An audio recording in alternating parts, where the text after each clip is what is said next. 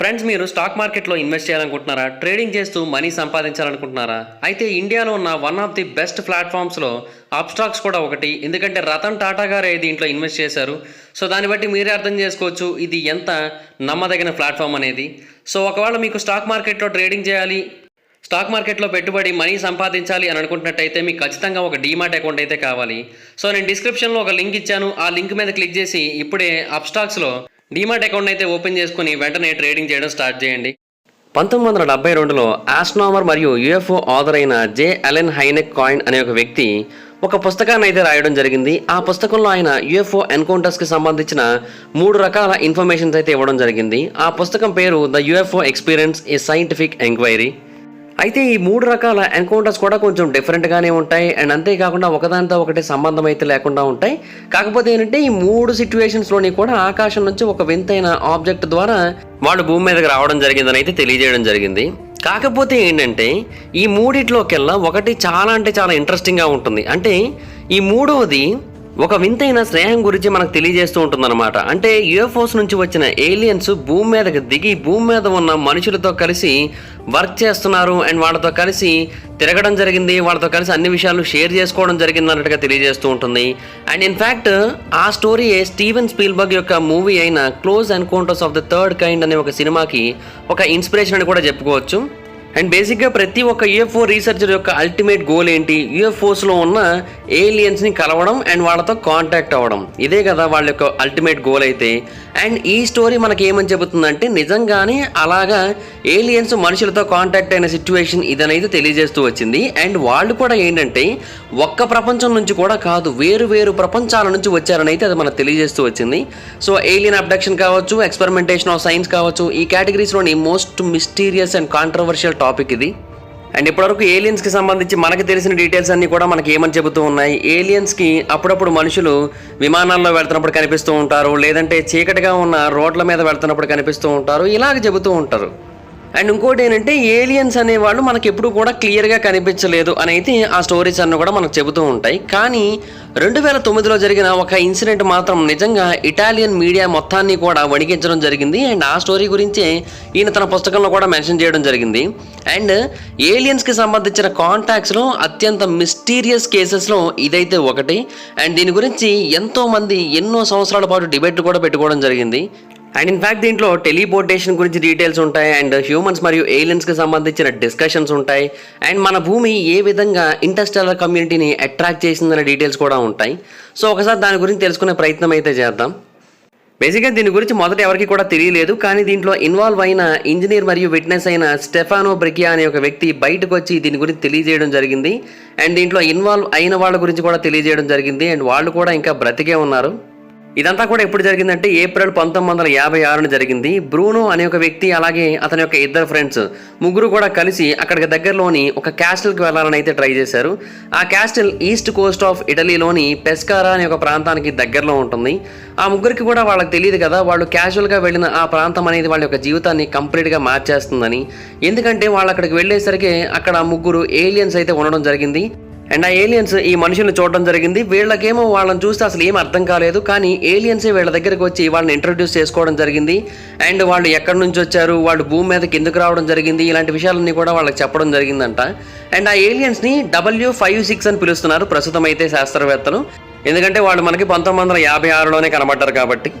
And Italians వాళ్ళని చూసిన తర్వాత వాళ్ళతో స్నేహం చేయాలని అయితే డిసైడ్ అయిపోయారు. అండ్ వాళ్ళు మనుషుల్లాగే చూడడానికి కనిపిస్తున్నప్పటికీ కూడా కొంచెం డిఫరెంట్గా అయితే ఉండడం జరిగింది. అంటే వాళ్ళ యొక్క రూపం డిఫరెంట్గా ఉంది, వాళ్ళ యొక్క హైట్ డిఫరెంట్గా ఉంది. అండ్ ఇంకొకటి ఏంటంటే అక్కడ ఉన్న ముగ్గురు కూడా వేరు వేరు రకాలుగా ఉన్నారు. ఒకరేమో బాగా ఎత్తుగా ఉంటే ఒకరేమో బాగా పొట్టిగా ఉన్నారు. అండ్ మరొకరి యొక్క హెడ్ ఏమో బాగా లావుగా ఉంటే మరొకరి హెడ్ ఏమో బాగా సన్నగా కనిపిస్తోంది. అండ్ వాళ్ళ యొక్క బాడీ షేప్స్ మాత్రం ఆల్మోస్ట్ ఒకలాగే కనిపిస్తూ వచ్చాయి. అయితే ఇలాగెందుకు మీరు డిఫరెంట్గా ఉన్నారని అడిగితే ఆ W56 పీపుల్ ఏమని చెప్పారంటే, మేమందరం కూడా ఒక ప్రపంచం నుంచి వచ్చిన వాళ్ళం కాదు, అంటే వేరొక సింగిల్ ప్లానెట్ నుంచి వచ్చిన వాళ్ళం కాదు, మేమందరం కూడా ఇంటర్స్టెల్లర్ అలయన్స్, అంటే మేమందరం కూడా వేరు వేరు గ్రహాలతో కొలాబరేట్ అయి ఉంటాం. సో ఆ టైంలో ఏంటంటే మేము అందరం కూడా కలుస్తూ ఉంటాం, అలాగే మేము అందరం కలిసి వేరు వేరు ప్రాంతాలకు రీసెర్చ్లు చేయడానికి వెళుతూ ఉంటామని అయితే వాళ్ళు తెలియజేయడం జరిగింది. అండ్ వాళ్ళు వాళ్ళ గ్రహాలలోని వింత వింత జంతువుల గురించి అండ్ వింత వింత గ్రావిటీ సిచ్యువేషన్స్ గురించి కూడా ఎక్స్ప్లెయిన్ చేయడం జరిగింది. అండ్ నిజానికి వాటన్నిటికంటే భూమి చాలా అంటే చాలా గొప్ప పొజిషన్లో ఉంది. భూమి మీద జీవించడానికి కావాల్సిన అన్ని రకాల పరిస్థితులు కూడా ఉన్నాయని వాళ్ళు అనుకునేవారని. కానీ 1950ల ముందు నాటి సిచ్యువేషన్స్ అన్నీ కూడా చూసినట్టయితే మనుషులు తమను తామే నాశనం చేసుకుంటూ భూమిని కూడా నాశనం చేసేస్తున్నారని అయితే మాకు అర్థమైందని, విపరీతంగా యుద్ధాలు చేసుకుంటూ అణుబాంబులు పేలుస్తూ మొత్తం భూమిని నాశనం చేస్తున్నారని. సో అందుకని ఎలాగైనా సరే మనుషులు పూర్తిగా నాశనం అయిపోయినట్టయితే అప్పుడు మొత్తంగా ఈ భూమిని మేము మా ఆధీనంలో తీసుకుని మళ్ళీ దీన్ని రిపేర్ చేయడానికి అయితే ఇక్కడికి ముందుగానే టెస్టింగ్స్ చేయడానికి వచ్చామని అయితే వాళ్ళు తెలియజేశారు. అండ్ ఈ విషయాలు ఏవి కూడా వాళ్ళని బయటికి చెప్పొద్దని చెప్పారు. ఎందుకంటే మనుషులు ఎవరు కూడా ఇంత నాలెడ్జ్ని యాక్సెప్ట్ చేయలేరు, వాళ్ళకి దీని గురించి ఏమీ తెలియదు. అండ్ వాళ్ళు కామ్గా ఉండరు, వాళ్ళు చాలా వైలెన్స్ క్రియేట్ చేసే ఛాన్స్ ఉంది. అండ్ వాళ్ళు భయపడే అవకాశాలు కూడా ఉన్నాయని అయితే తెలియజేస్తూ వచ్చారు. అండ్ వాళ్ళకు కూడా గ్రహాంతర వాసులుగా ఎనిమీస్ అయితే ఉన్నారంట. అండ్ వాళ్ళు కూడా అప్పుడప్పుడు వీళ్ళ యొక్క యాక్టివిటీస్ని ట్రేస్ చేస్తూ ఉంటారంట కూడా. సో అందుకని వీళ్ళు ఇక్కడ ఉన్నారని తెలియకపోవడమే మంచిదని అయితే వాళ్ళు తెలియజేస్తూ వచ్చారు. బట్ అందులో వాస్తవం ఎంత అనేది అయితే మాత్రం మనకేమీ అర్థం కాదు. బట్ తర్వాత ఏమైందంటే ఈ బ్రూనో మరియు అతని యొక్క స్నేహితుల ద్వారా మిగతా కొంతమంది మనుషులతో వీళ్ళు కాంటాక్ట్ని అయితే పెంచుకోవడం జరిగింది. అండ్ రెగ్యులర్గా చాలామంది వీళ్ళ కోసం పనిచేస్తూ వచ్చారు. అండ్ ఒక పెద్ద గ్రూప్ లాగా మారిపోయింది ఈ ఏలియన్స్ కోసం పనిచేసేవాళ్ళు. అండ్ ఇంకొకటి ఏంటంటే వాళ్ళు అప్పుడప్పుడు భూమి మీద ఉన్న టెక్నాలజీస్ని అడిగేవారంట. అంటే రేడియోస్ని, టెలివిజన్ సెట్స్ని వీటిని అడిగి వాళ్ళతో పాటుగా తీసుకొని వెళ్ళిపోయేవారంట. అండ్ అది ఎందుకని వీళ్ళు అడిగినా కూడా వీళ్ళకేమీ చెప్పేవారు కాదంట. అండ్ ఇంకొకటి ఏంటంటే అప్పుడప్పుడు ఇటాలియన్స్ అంటే ఈ గ్రూప్లో పనిచేస్తున్న వాళ్ళందరూ కూడా కొన్ని పోడ్కాస్ట్లను రికార్డ్ చేసి వాళ్ళకి పంపుతూ వచ్చేవారంట కూడా. అండ్ ఇంకొకటి ఏంటంటే ఆ W56 పీపుల్ ఎక్కువగా టెలిపోర్టేషన్ టెక్నాలజీని ఉపయోగించేవారంట. అంటే వాళ్ళు అడిగినవన్నీ కూడా సిద్ధం చేసి ఉంచారనుకోండి, వాళ్ళు సడన్గా అక్కడ ప్రత్యక్షమవుతారు. అండ్ వాళ్ళకి కావాల్సిన వాటిని పట్టుకొని సడన్గా మాయమైపోతూ ఉంటారు. అండ్ వాళ్ళ యొక్క పేర్లు అయితే మాత్రం ఎవరికి కూడా పూర్తిగా తెలియట్లేదు.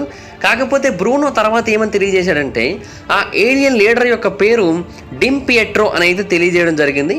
బట్ అది ఎంతవరకు వాస్తవం అనేది అయితే మాత్రం మనకు తెలియదు. కాకపోతే ఏంటంటే వీళ్ళకి అండర్ గ్రౌండ్లో, అండర్ సీలో కూడా బేసెస్ అయితే ఉన్నాయని అయితే ఆ ఏలియన్ లీడర్ బ్రూనోతో ఎన్నోసార్లు తెలియజేయడం జరిగిందంట. అండ్ భూమి మీద ఉన్న మొత్తం అన్ని ఖండాల్లోని కూడా వాళ్ళకి అండర్ గ్రౌండ్ బేస్లు అయితే ఉన్నాయంట. అండ్ మెయిన్గా యూరోప్లో ఒక పెద్ద అండర్ గ్రౌండ్ బేస్ ఉంది. అండ్ అది కూడా ఇటలీ కిందే ఉంది.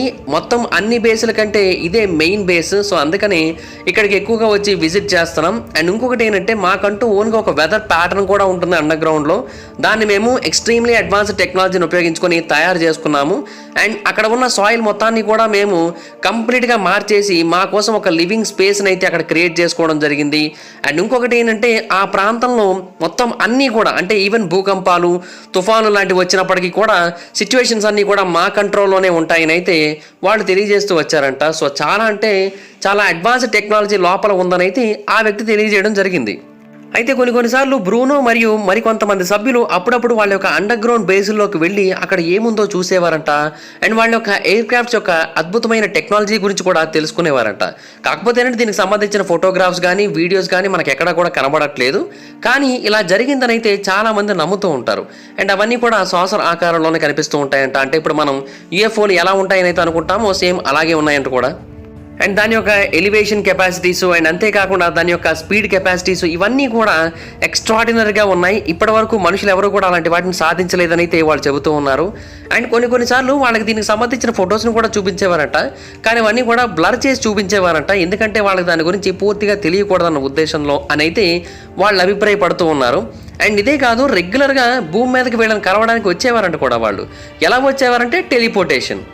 అయితే ఎవరైతే వ్యక్తి మనకి దీని గురించి బయటికి తెలియజేశాడో అతను కొన్ని ఫోటోలను అయితే చూపించడం జరిగింది. దాన్ని టెస్ట్ చేయడం జరిగింది. అలా టెస్ట్ చేసినప్పుడు ఆ ఇమేజెస్ జెన్యూన్ అనే తెలిసింది. వాటిని ట్యాంపరింగ్ చేయలేదు. కాకపోతే ఏంటంటే వాటిని నిజంగానే అక్కడే తీయడం జరిగిందా లేదంటే ఏదైనా ఒక ఫేక్ ఆబ్జెక్ట్ని క్రియేట్ చేసి దాని యొక్క ఫొటోస్ని తీసి ఇక్కడ చూపించడం జరుగుతుందా అనేది అయితే మాత్రం క్లారిటీ లేదు. కానీ ఇప్పటికీ కూడా మోస్ట్ యాక్సెప్టెడ్ UFO స్టోరీగా దీన్నే చాలామంది అభిప్రాయపడుతూ ఉంటారు. అండ్ ఇంకొకటి ఏంటంటే డిమ్ పియట్రో అలాగే తన యొక్క ఏలియన్ ఫ్రెండ్స్ వీళ్ళందరూ కూడా అప్పుడప్పుడు ఈ బ్రూనో మరియు అతని యొక్క బ్యాచ్ని భూమి మీద ఉన్న కొన్ని ఫుడ్ ఐటమ్స్ అడిగేవారంట. అంటే ఎక్కువగా ఫ్రూట్స్ అడిగేవారంట, అండ్ మెటల్స్ అడిగేవారంట, తర్వాత బేరియం నైట్రేట్ లాంటి వాటిని కూడా ఎక్కువగా అడిగేవారంట. నిజానికి 1956లో బేరియం నైట్రేట్ని ఎక్కువగా వాడేవారు కాదు. అండ్ కొన్ని మెటల్స్ని అడిగేవారు వాళ్ళు. వాటిని కూడా అప్పటి కాలం నాటి మనుషులు ఎక్కువగా వాడేవారు కాదు. కానీ వీళ్ళు మాత్రం వాళ్ళని అవే అడిగేవారంట. అండ్ కాంటాక్ట్ గ్రూప్ ఏం చేసేవారంటే కొన్నిసార్లు వాళ్ళ దగ్గర డబ్బులు తీసుకొని బిల్స్ పే చేసేవారు. కొన్నిసార్లు వీళ్ళే కట్టాల్సి వచ్చేదంట, బ్రూనో వాళ్ళే. కానీ ఏంటంటే ఇంకా ఫ్రెండ్స్ కదా అని చెప్పేసి వీళ్ళు డబ్బులు కట్టి మరి వాళ్ళకి ఆ సప్లైస్ అన్ని ఇచ్చేవారంట. అండ్ అప్పుడప్పుడు డ్రైవర్స్ కూడా వస్తారు కదా ట్రక్స్తో పాటుగా, వాళ్ళని డిస్ట్రాక్ట్ చేస్తూ ఉండేవారు. ఎందుకంటే వీళ్ళు టెలిపోర్ట్ అయ్యి అక్కడికి వస్తారు అండ్ మళ్ళీ ఆ సామాన్లను తీసుకొని టెలిపోర్ట్ అయిపోతారు. ఈ విషయాలు ఏవి కూడా ఆ డ్రైవర్కి తెలియకూడదన్న ఉద్దేశంతో ఆ డ్రైవర్ని కన్ఫ్యూజ్ చేసి ఆ డ్రైవర్ని కొంచెం డైవర్ట్ చేసి ఆ తర్వాత ఆ సామాన్లన్నీ కూడా వాళ్ళు పట్టుకొని వెళ్ళిపోయేలా చేస్తూ ఉంటారంట. అయితే దీన్ని చూసి కొంతమంది ఏమడుగుతారంటే ఎందుకని ఆ ఇటాలియన్ గ్రూప్ అసలు భూమి మీద ఉన్న వస్తువును తీసుకొని వెళ్లాల్సి వచ్చిందనే విషయాన్ని వాళ్ళు ఎప్పుడు కూడా ప్రశ్నించలేదా అని అయితే అడుగుతూ ఉన్నారు. కానీ కొంతమంది ఏమంటున్నారంటే వాళ్ళలో చాలా మందికి అసలు ఏలియన్స్తో కాంటాక్ట్ అయితే లేదు, కేవలం కొంతమందికి మాత్రమే కాంటాక్ట్ ఉంది. సుమారుగా 120 మంది సభ్యులు ఉన్నారు మొత్తంగా ఇన్వాల్వ్ అయ్యి. కానీ వాళ్ళకందరికీ కూడా వీళ్ళు ఎలా ఉంటారో తెలియదు.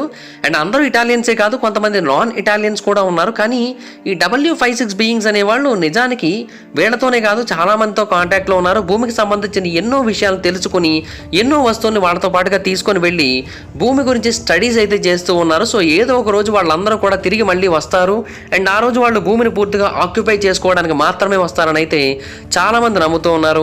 అండ్ ఇప్పటికీ కూడా కొంతమంది ఏమని నమ్ముతూ ఉంటారంటే ఆ W56 వాళ్ళు వాళ్ళకి అవసరమైనప్పుడు మళ్ళీ కాంటాక్ట్ కోసం తిరిగి భూమి మీదకి వస్తారని అయితే నమ్ముతూ ఉన్నారు.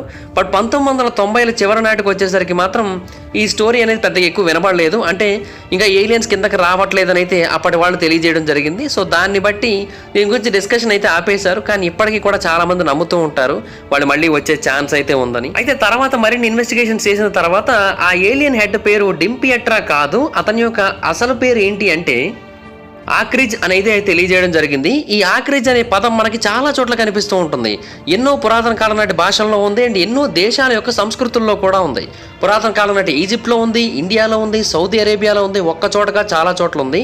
కానీ ఇదంతా కూడా శాంతి లేదంటే తెలివైన వ్యక్తి అనే పదాన్ని అయితే మనకు సూచిస్తూ ఉన్నాయి. సో ఖచ్చితంగా ఏదో ఒక మిస్టరీ అయితే దాగి ఉందని అయితే చాలామంది అభిప్రాయపడుతున్నారు. బట్ అది ఎంతవరకు వాస్తవం అనేది అయితే మాత్రం మనకు కూడా పూర్తిగా తెలియదు. కొంతమంది ఏమో ఇది ఒక హోక్స్ అని చెప్పి కొట్టిపడేస్తూ ఉంటారు. సో మీకు ఏమనిపిస్తోందో కింద కామెంట్ సెక్షన్లో తెలియజేయండి. ఇది నిజంగానే జరిగింది అనిపిస్తోందా కింద కామెంట్ సెక్షన్లో చెప్పండి. ఈ వీడియో మీకు నచ్చినట్లయితే లైక్ చేయండి, వీడియోని షేర్ చేయండి, మా ఛానల్ని సబ్స్క్రైబ్ చేసుకోండి, పక్కనే ఉన్న బెల్ ఐకాన్ క్లిక్ చేయండి. ఈ వీడియోని షేర్ చేయడం మాత్రం మర్చిపోతే, ఇంకా షేర్ చేస్తేనే వీడియో గురించి మా ఛానల్ గురించి తెలుస్తుంది. ఒకవేళ మీరు డైరెక్ట్గా ఫాలో అవ్వాలనుకుంటే నా ఇన్స్టాగ్రామ్ ఐడి యొక్క లింక్ కింద డిస్క్రిప్షన్లో ఉంటుంది, ఆమె క్లిక్ చేసి మీరు నన్ను ఫాలో అవ్వచ్చు. Thank you guys, bye bye. Friends, మీరు స్టాక్ మార్కెట్లో ఇన్వెస్ట్ చేయాలనుకుంటున్నారా? ట్రేడింగ్ చేస్తూ మనీ సంపాదించాలనుకుంటున్నారా? అయితే ఇండియాలో ఉన్న వన్ ఆఫ్ ది బెస్ట్ ప్లాట్ఫామ్స్లో అప్స్టాక్స్ కూడా ఒకటి. ఎందుకంటే రతన్ టాటా గారే దీంట్లో ఇన్వెస్ట్ చేశారు. సో దాన్ని బట్టి మీరే అర్థం చేసుకోవచ్చు ఇది ఎంత నమ్మదగిన ప్లాట్ఫామ్ అనేది. సో ఒకవేళ మీకు స్టాక్ మార్కెట్లో ట్రేడింగ్ చేయాలి, స్టాక్ మార్కెట్లో పెట్టుబడి మనీ సంపాదించాలి అని అనుకుంటున్నట్టయితే మీకు ఖచ్చితంగా ఒక డీమాట్ అకౌంట్ అయితే కావాలి. సో నేను డిస్క్రిప్షన్లో ఒక లింక్ ఇచ్చాను, ఆ లింక్ మీద క్లిక్ చేసి ఇప్పుడే అప్స్టాక్స్లో డీమాట్ అకౌంట్ అయితే ఓపెన్ చేసుకుని వెంటనే ట్రేడింగ్ చేయడం స్టార్ట్ చేయండి.